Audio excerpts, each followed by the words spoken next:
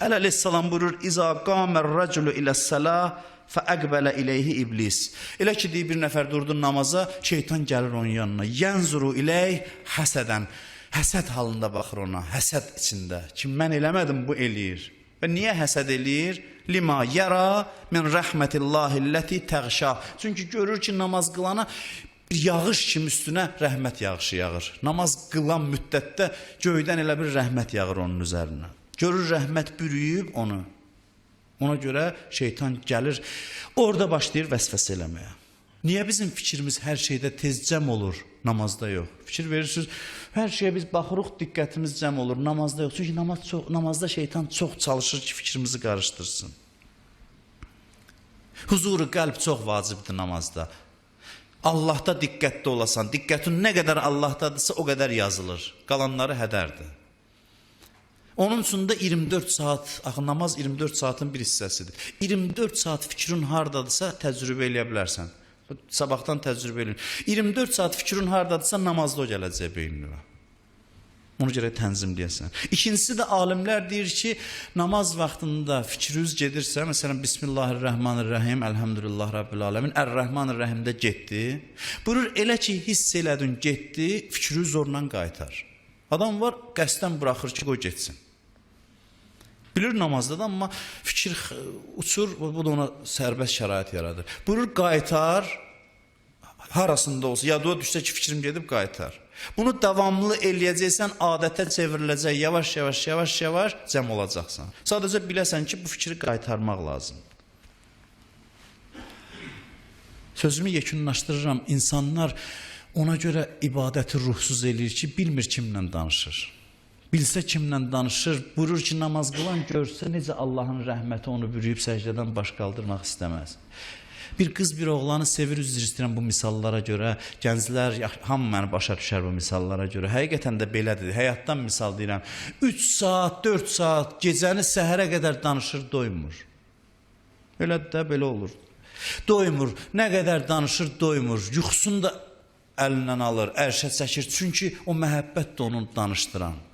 İnsan bilə ki, kimin qarşısında dayanıb, kimə ibadət eləyir. O nemət verən Allahı sevərsə əgər, onda doymaz namazdan. Ayətullah Məliki Təbrizi azan verilirdi, düz azanda sübh namazına başlayırdı, qunutunu uzadırdı, gün çıxana 5 dəqiqə qalmış namazını bitirdi. Nə qədər sözü var deməyə doymur. Şeyx Ənsari deyir ki, susundan yanırdım, isti gün idi, Nəcəf idi, Nəcəfin istisində gəldim, dedim tez su gətirin, susundan yanıram, biraz yubandılar, yandım, qoy dedim bir 2 rükət namaz qılım. Namazı qıldım, namazın ləzzəti deyil, məni o qədər apardı ki, bu 2 rükət namazım 1 saatdan çox çəkdi, susuzluq da yadımdan çıxdı. Bu da bizim kimi insandır, bizim anamız kimi bir ana bəlkə onu dünyaya gətirib. Elə bilməyin, bunları cənnətdən göndəriblər bura. Bunlar da bizim kimi insanlardır. Sadəcə başa düşüblər kimin huzurundadılar. Və Peyğəmbər buyurur ki, insan susuzlayır, su içir. Deyir, tez gətir suyu, yandım.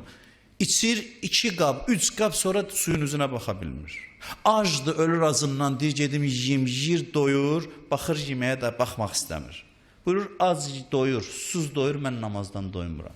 Çünki Rəhman Allahın qapısına getmişəm. Əbu Zərə deyir ki, Allaha namaz qılan adam elə bil ki, Allahın qapısını döyür və qapı çox döyülsə üzə açılacaq axırda. Sözümün sonunda bunu demək istəyirəm. Məndən tez-tez soruşurlar, necə eləyək, nədən başlayaq, neyniyək? Mənəvi yolu başlamaq istəyən adam namazından başlasın. Sübh, günorta, axşam, azan vaxtında 1 il namaz qıl.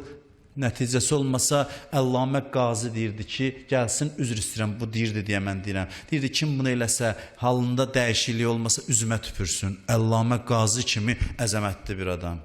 Deyirdi ki, bunun mümkün deyil, insana təsir olmasın. Namaz o qədər mühümdir ki, İmam Hüseyin ağa buyurur ki, Zəkərtəs səlah cəaləkəllah minəl müsəllin. Və sözümün sonunda yenə xanım Zeynəbə işarə eləmək istəyirəm ki, Həzrəti Zeynəb ki buyurur, İstəinu bis səbri və səlah, namaz və səbrlə Allahdan kömək istəyin. Kərbəlanın ən çətin məqamlarında İmam Səccad əleyhissalam buyurur ki, Aşura günü İmam Hüseyin şəhid olandan sonra Kərbəla şəhidlərinin cənazəsi hələ torpaq üstədir. Xanım Zeynəb, bibim Zeynəb deyir o müsibətləri görür. Deyir, gecə mən gecə yarı oyandım, gördüm ki, əlini münacatda duaya qaldırıb deyir, İlahi, əl-əf, əl-əf, əl-əf.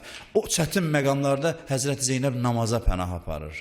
Bütün dayanacaqlarda, harda saxlayırdılar deyir, müstəhəb namazlarını, gecə namazlarını tərk eləmirdi. Çünki namazdan güc alırdı. Namazın hesabına idi ki, İbn Ziyadın qabağında dedi ki, ma rəeytu illa cəmila. O zalim dedi, Kərbəla'dan nələr gördün? Xanım cavab verdi ki, gözəllikdən başqa heç nə görmədim. O gücü hardan alırdı ki, Yezdin qabağında tək başına inqilab eləyə bildi? Küfənin halını dəyişə bildi. And olsun Allaha ki, onların gücü Allaha elədikləri ibadətlərdən idi. Xanım Zeynəb ona görə o müsibətlərə dözdü ki, çətin məqamların hər birində namaza pənah apardı, namazdan güc əldə elədi. Biz də o yolun